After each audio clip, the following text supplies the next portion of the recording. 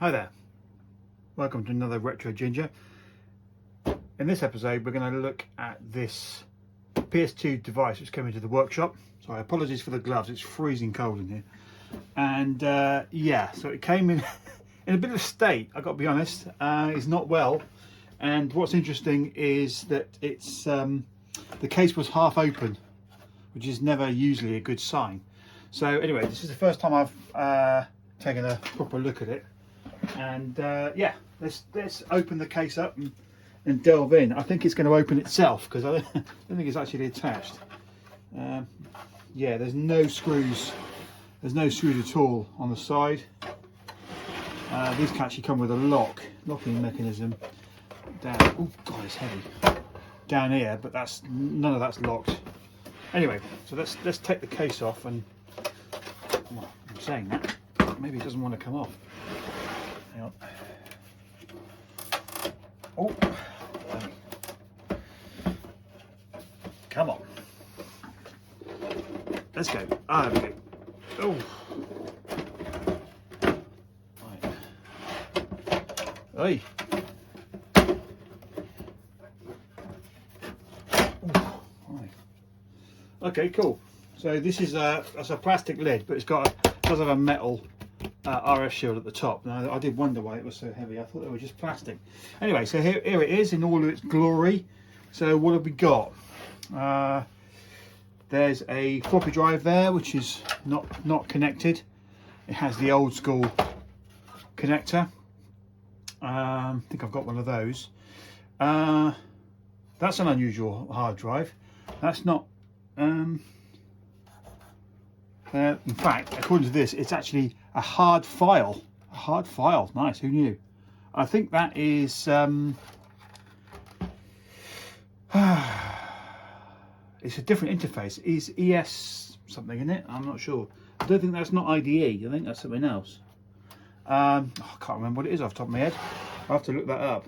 Anyway, I'll put that in the description. So that's not. I don't think that's IDE. WDI-325Q. Let me guess, probably 20 meg, something like that, maybe 30 meg. Probably 20 meg. Okay, cool. So what's the CPU? Probably an 886, isn't it? Yeah, it is. Yeah. So that's the. I don't know whether you can see that down there. Oops, that's the CPU there. 8286. Running something 12 8286, don't know what is running at. We'll figure that out. Oh look, yeah, so this is the power supply, the original power supply. Plessy, made in Italy, but I think something's happened here because this switch here is just waggling, and there should be like a wire that goes from there to there to switch the power supply on and off. Interesting. I wonder why that. Now the question is, was that removed on purpose or did it fall off? That's a good question, because I noticed also that the power supply is actually unplugged, so you never quite know what's going to happen with that. Was it unplugged for a reason? Was that removed so you couldn't switch it on? Maybe this is faulty. Maybe the board's faulty, don't know.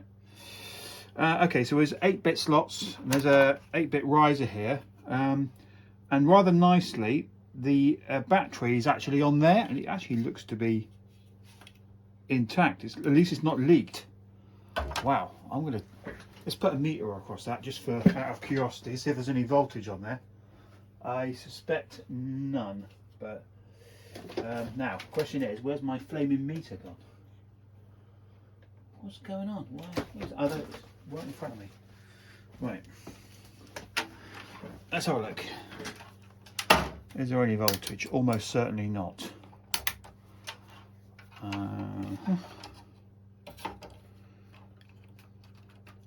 Wow. What? 2.7 volts. That's probably usable. It's a 3-volt. That is amazing. How old is that? Wow, that is amazing. Okay, cool. Well, that's a good sign. Let's plug that back in. So these are 8-bit slots, as I say. Now, oh dear, this is the PS2 device, so it has some enhancements over your ordinary XT. So it's 30 pin memory. There's 2 sticks there. I'm not sure how much that is. I'd have to have a look. We'll delve into that in a minute. The IBM BIOS. On the back, oops, on the back there is PS2 connectors for, what is that? Well, 1 is probably keyboard, 2 is probably mouse. Why is it 2? Why is it labelled with numbers? Anyway, that looks like a parallel port for your printer. That's a 25 pin D serial port, and that is VGA. So that's cool. It's actually VGA monitor built in, which is really nice. That makes things a lot simpler. What else is there of note? So there's a little buzzer, little sounder there for the speaker, in quotes. That's going to be really tinny. There's no audio output on it, so that's the only audio output, is that speaker. That's not going to be good. Certainly not going to be good for games. I mean, these are sold as office machines, so fair enough. But yeah, okay, cool. So I'm going to need to get a cable to connect that. I believe that is standard. Oh, I don't know actually. It's not standard, is it? Ah, right. Okay, yeah, that's not standard. Now, I wonder where I've got a cable. Right, hold on a sec. Let me find a cable. Yeah. So the standard floppy cable has this sort of notch there. Let me see if you can see that better. So there's a notch there, but there are 3 contacts, whereas the one I've got has 2 contacts. So I think this might be a specialist connector. Shame, because it looks like a 34-way, standard 34-way thing. I wonder what that is. I have to look that up. It's the standard, it's the proper official drive, and I think it's because it's got the blue button. I think that's the 1.44 meg. I think that's how it works anyway. This needs a serious clean. It's got all sorts of horrible stuff on it. Other than that, it looks fairly up together. Yeah, but then there's a big question mark. Big question mark about that power supply. Yeah. Question is, am I brave enough just to turn it on? Do I just turn the thing on and see? Oh, I don't know. Maybe. Well, that would be the brave option, wouldn't it? Just to throw caution to the wind, do that there. But then why is that being removed, and why has that been removed? These are signs that things may not all be good. I think this connector is standard. So yeah, I believe that's a standard power supply connector, and I do have a working power supply separate. Maybe I'll use that temporarily, and then another time power this up separate and see if this works. I probably need to clean it anyway, because, well, I definitely need to clean it because it's probably full of gunk. Okay. Anyway, in terms of the board, it actually looks pretty good. There's no obvious, because there's no battery, resident battery. It's on there, and that's not leaked. There's no what looked to be any battery corrosion, which is amazing. It looks, I mean, it's dirty, but it looks clean as a whistle in terms of corrosion, that is. There's a funny little chip there. I'll have to look that up. Looks a bit special, that one. Okay. Anyway, so is that part of the graphics card? Could be. InMOS something. It's difficult to read. It's slightly corroded on the top. Mottled on the top. That is the SVGA port there, and that is a couple of memory chips, possibly for the graphics card. Interesting. Okay. Right. So what do? Do I power it up to just throw caution to the wind? I don't know. Tricky. I think I need to give it a little bit of a clean first There was actually a fuse in there. It's actually down there. It's that little thing there. I'm just going to quickly test that, because if that's blown, that is not a good sign. I can't find my meter again. Where the hell did I put it? Oh, there it is. Bloody hell. Right. Okay, so let's do a continuity test on that fuse and see.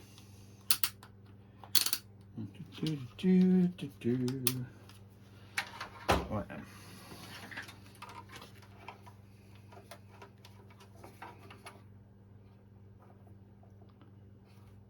Looks fine. Do I take that as a sign from the gods that this machine's okay? And it's just happened to... Why is it unplugged? Oh, I can't get my head around that. Is this loose? Oh shit! Ah. It's supposed to... Was that supposed to be... Oh yeah. Oh, I see. So it looks like this back... Does that back plane come off? Yeah, so this back plane bit, the plastic comes off, and I believe that is then bolted. So you can bolt the case to the power supply and everything else to the back of it. So that has been removed. Okay. Well, again, that's not necessarily a good sign. It's manky as hell in there. Yeah, that's horrible. You can't really see that, but there's a bit of corrosion there. And the fan's horrible. I'm sure you can see much in there, but it all looks a little bit manky and... Okay, well, tell you what, I'm not going to bother to power it up with this. I'm going to get another power supply, plug it in, and grip the desk tightly, because this could be spectacular. Right, so I'm back with...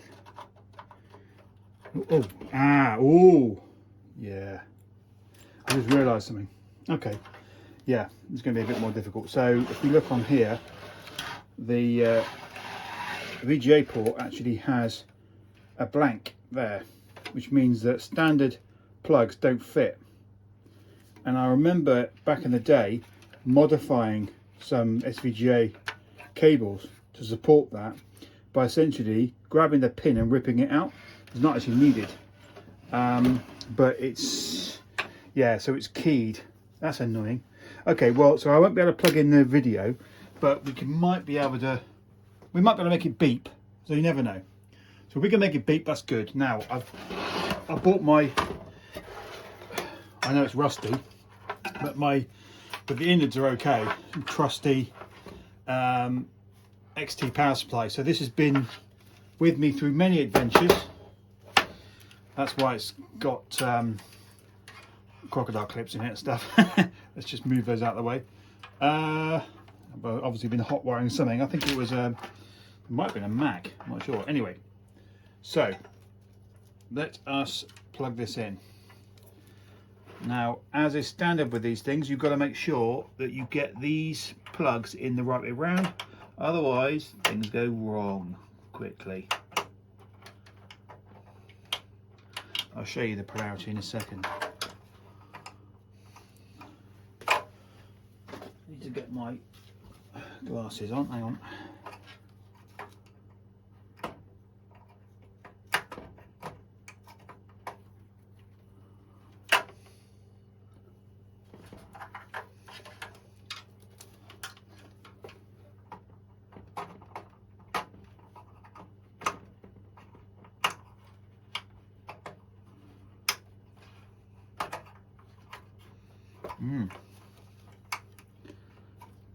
That's not easy. Let me try the other one.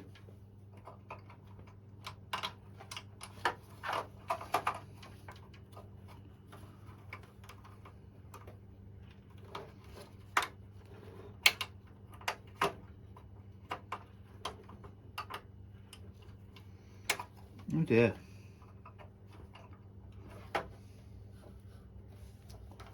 They got different they got different locating pins on there. Maybe it is different then. 3P4. Yeah, these are different. Oh, I can't use that. I didn't realise that. It's not actually the same. The connector looks exactly the same. That says P8, P9, right? But the interesting thing is those locating tabs there are different to what's in there. So it's custom. It's not the same. Oh, that's a shame. Okay, well, I'm gonna have to come back and look at that then. What can we do now? I guess the only thing we can do, well, we could try powering this up, I suppose. He said with great trepidation. I'd need to open it up first just to make sure there's no dead mice in there or something like that. Yeah, was that riveted?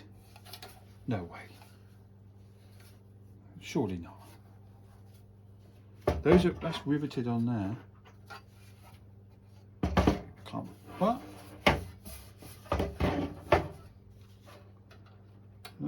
That's the. That whole thing would potentially come off there. Yeah. Okay. But that's riveted. What? Amazing.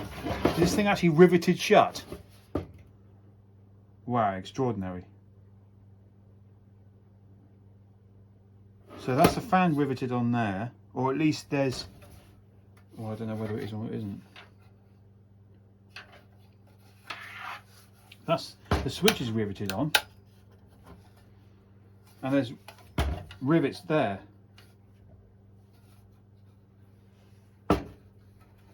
So I don't think I can pull that out. No, it's all moulded one piece. What? That's mad. I thought these were serviceable.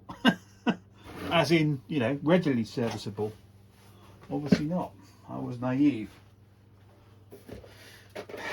Maybe it's another one of IBM's approaches where, you know, you want to do stuff to it, you send it back. Oh no, that does open up. Okay, so that does open up there. What about that one? No.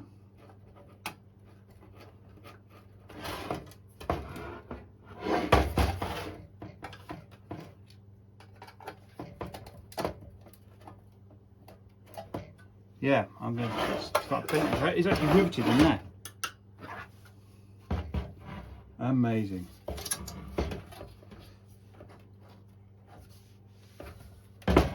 Wow. Okay. Well, I need to drill those out. Okay, well, I think that's going to have to be for another video. Yeah. So,